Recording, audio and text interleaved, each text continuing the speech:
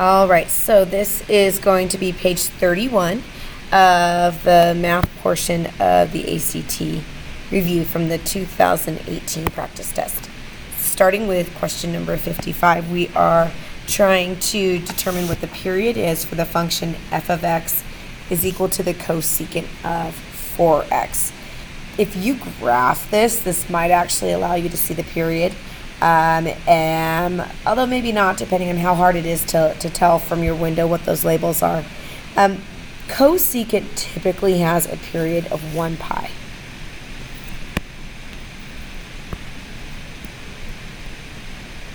Every pi, cosecant starts repeating its shape.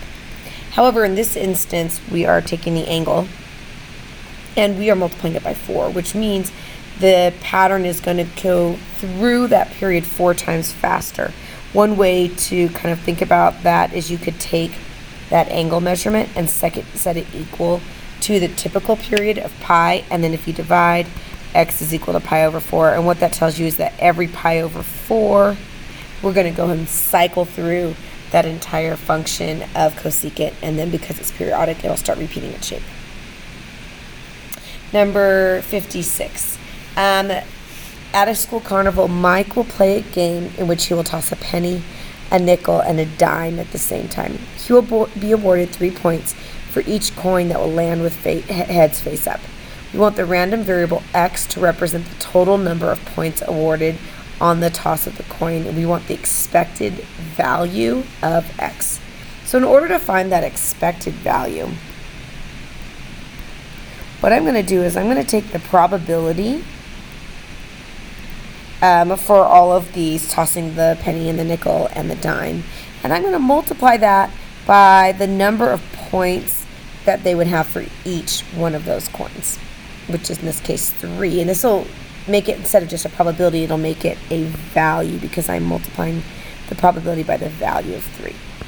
So basically what I'm going to be doing here is I'm going to be looking at the probability of 3 different coins. We have a penny. So I need to look at the probability of tossing a penny, the probability of tossing the nickel, and the probability of tossing the dime. And all 3 of those are going to be tossed, so I need to add this all together. Well, the probability of tossing a penny and it landing on heads up would be 1/2, 1 out of 2. Same thing with the nickel and the dime, because each of those actually have 2 sides. So 1 out of the 2 sides are going to land on heads. 1/2 plus 1/2 plus 1/2 is 3/2. 3 divided by 1 times 3/2 is 9/2, which is option H. Number 57, we want to determine the value that k would be. It needs to be a positive real value of k, if any, there may not be one, so that the determinant of this matrix is equal to k. And then they're telling you here the pattern for determinant. So to find the determinant, you're going to take the numbers that are in the positions for A and D, and you're going to multiply them by the numbers that are in the position, and you're going to multiply AD together. You're also going to multiply the numbers in the B and C positions together, and then you're going to subtract those values. So I'm going to multiply together k times k, which is in the A and D position. And I'm going to subtract off from that the multiplicated value, the answer from the product of 4 times 3, which is 12. And what they said is they want this to equal k, and then we're supposed to solve for this. At this point, there's a couple things you could do. You could plug in numbers, like you could plug in a 3. 3 squared, which is 9, minus 12. Does that equal 3? The answer is no, it equals negative 3. You could do the same thing with the 4. 4 squared minus, which is 16, minus 12. Does that really equal 4? And the answer is yes, and that might be the fastest way to solve this.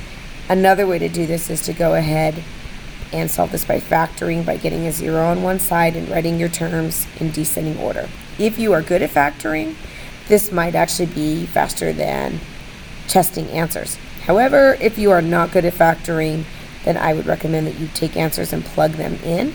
If none of the answers work, then your option for your answer would be E. Although in this case, B did work, so our final answer is B as in boy. number 58. We have a positive integer I. So it's positive and integer, meaning a whole number or a negative whole number. I to the power of n is equal to 1. I need to know which of the following statements about n must be true, and they are reminding us that I squared is equal to negative 1. Here's kind of the pattern with I. I is equal to the square root of negative 1. I squared is equal to negative 1. I cubed is equal to negative I. I to the fourth is equal to positive 1. And what happens is as you keep adding on powers, the pattern keeps repeating. So I to the fifth has the same value as I to the first, or the square root of negative 1. I to the sixth has the same value as I squared. And so forth. So every 4 terms, you start repeating. And so we want to see which of these is true. Well, in order for us to have a situation where it equals 1, we must have a power that's a multiple of 4. It could be something like I to the fourth, that equals 1, or I to the 8th, I to the 12th, I to the 16th, and so forth. Those are all the values that equal 1.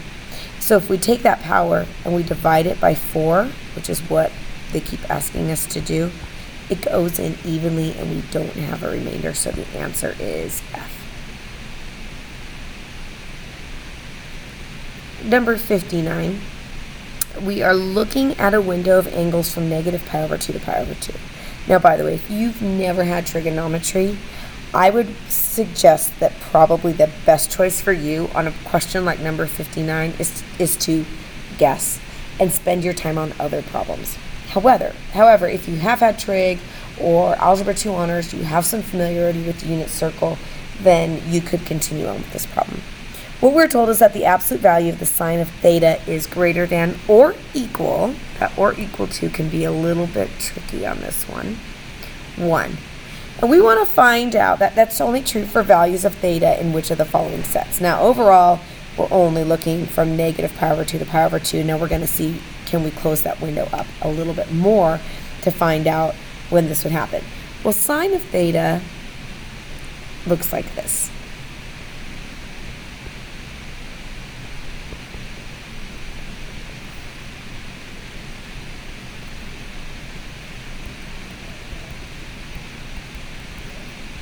Sine of theta oscillates. It's a periodic function.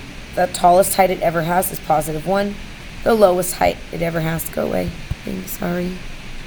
Trying to get that window to close. Sorry about that. The lowest height it'll ever have is a height of negative 1. We are asked to look at the absolute value of sine of x. Well, what absolute value does is it takes any output and it's going to make that output positive. So this whole portion where we've dipped below the x-axis, those all have negative outputs. All of that needs to be popped up and to have a positive output. So it would look like this on this left-hand side instead of how it used to look. I'm going to actually erase some of the other stuff. And so now what we've got is the lowest height we've ever have is 0, and the tallest height we ever have is pi, or is a height of 1, and that's going to happen twice at pi over 2 and at negative pi over 2. What we want is this to be greater than or equal to 1. Well, we're never actually going to be greater than 1.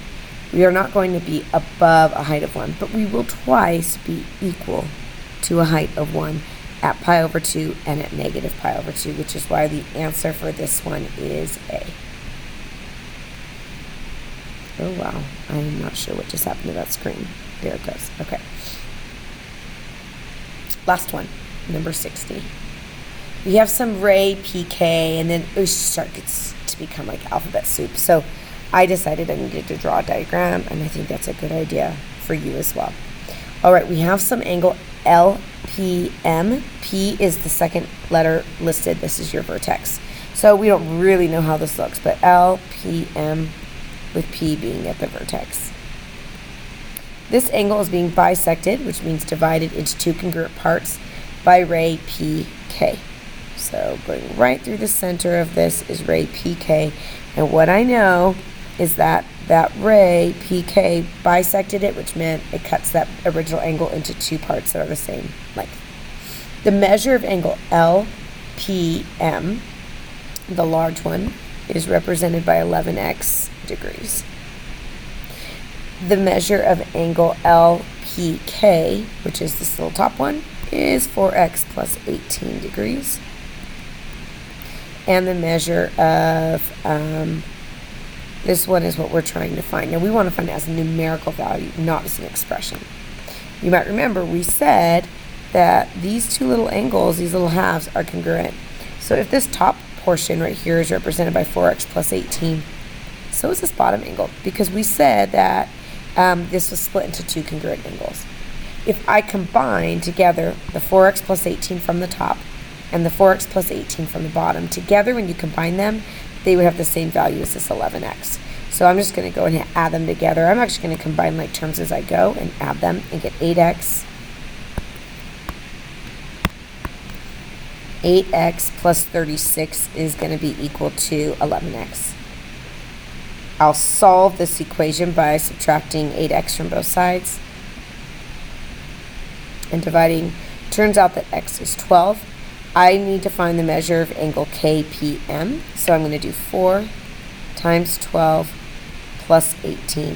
48 plus 18 ends up being 66 degrees, which is answer K. And that is it in terms of the solutions from page 31 and the math portion. If you needed to see a different page, please go online and click on a different video for the page that you're looking for.